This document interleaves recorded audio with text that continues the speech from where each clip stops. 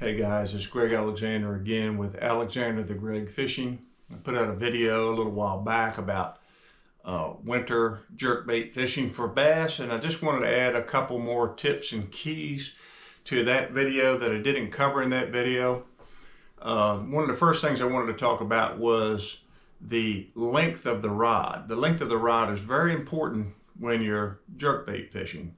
You don't want to get caught up throwing a big long 7.6, 7.4 rod. You want a shorter rod, depending on your height. I'm 6'2", 6'3". I use a 6'6" medium action crankbait rod in the wintertime. And in the summertime, I would use a 6'6" medium heavy with heavier line. The reason for that is you're always jerking mostly down with the rod, jerking it down, or to the side some, but jerking it down. And with the longer rod, your tip's going to be in the water half of the time or hitting the side of the boat, and you just don't have that control over it that you would have with a shorter rod for jerkbait fishing. So don't get hung up with a big rod, you'll just frustrate yourself. Another thing I wanted to clarify was using a medium crankbait rod in the wintertime versus a medium heavy rod with heavier line in the summertime. The reason I use the lighter rod and the lighter line in the wintertime is twofold. First, the lighter line, it gets the bait deeper, and the fish are generally deeper, except in the heat of summer, which you'd probably use something besides the jerkbait anyhow.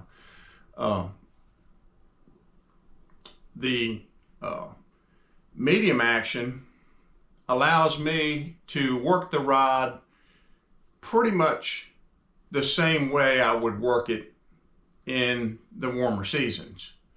But what that does with a medium rod is it dulls the action just a little bit.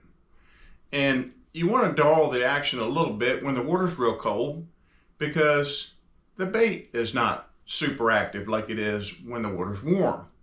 So instead of me trying to change my cadence all the time and how I jerk on the rod, I can pretty much use the same force on the rod in the wintertime with the medium action rod and the lighter line as I do in the summertime. Now, what I would add in the wintertime versus the summertime or warmer weather times is that pause, or that length of pause that we've talked about.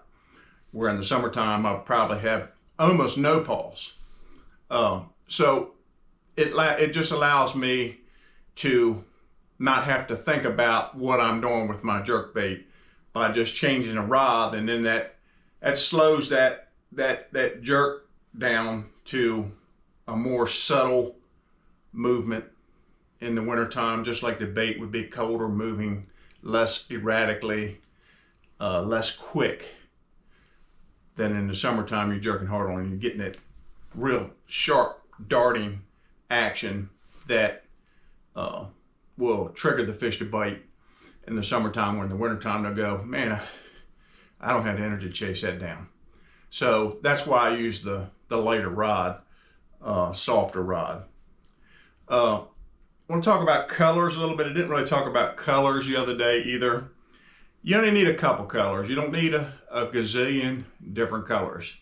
You need a couple natural colors, some natural clearish type colors with maybe a little bit of chartreuse in them, just a little bit, or some chrome type colors. And then you need some solid colors.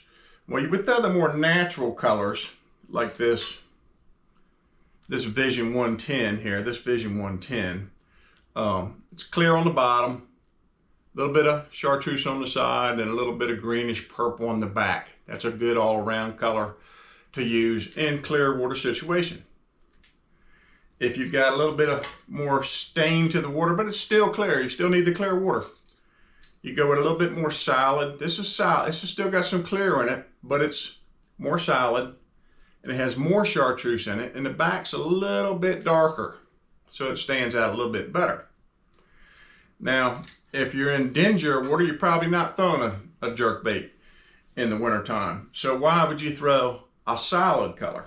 Well, a solid color or painted jerkbait would be one you would throw clear water still, but it's a cloudy or dark day, early in the morning, the sun's not really up high yet, late in the afternoon, where the clearer colors, the more natural colors, the fish aren't going to be able to really locate them very well. So cloudy days, early in the morning, late in the afternoon, you want to throw more of a solid color. This is an example of a solid color. This is a hand-painted jerkbait. The other side is actually a really funky color. This is one of those Ozark jerkbaits that people were throwing for a long time. This is a Smithwick Rogue. And if you can see on this one, I have a suspending dot put on there to get that little bit extra weight on the front and get it to sink, because I like them to sink. So don't get hung up on 30 different colors, a jerkbait box this big with 7 jerkbaits in every container and whatnot. You're just going to confuse yourself. You got to just, with bass fishing, keep it simple, develop some confidence in your natural bait, develop some confidence in your painted bait. If they don't work after a while, give them away to the kids, sell them, try something else. Don't let it pile up in your jerkbait box. You'll just get confused. So I just wanted to add that little bit of an addenda to the winter jerkbait fishing video I did a little while back to kind of fill in some of the holes and clarify it some. So I hope that this video helps you to catch more fish on jerkbaits in the wintertime. And again, if you enjoy my content and you want to see it on a regular basis as I post these videos, hit the subscribe button. It'll help you, it'll help me, and I would appreciate it. Thank you. Have a great day.